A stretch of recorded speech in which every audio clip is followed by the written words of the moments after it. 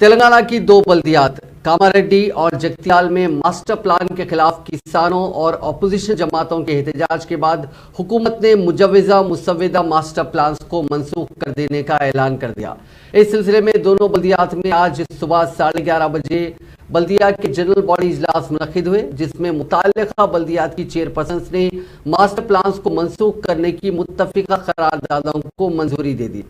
اور ان قراردادوں کی نقل حکومت کو روانہ کرنے کا اعلان کیا۔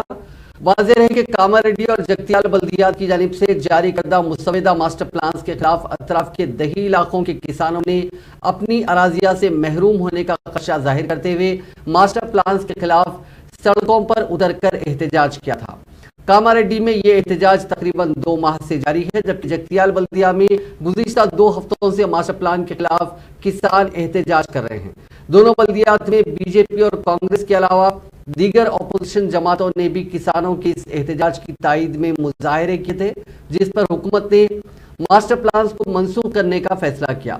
اسی دوران محکمہ بلدی نظم و نسق کے special chief secretary Arvind Kumar نے آج کاماریڈی پہنچ کر ضلع کلکٹریٹ میں collector Kamareddy Jitesh V Patil, local bodies additional collector Venkatesh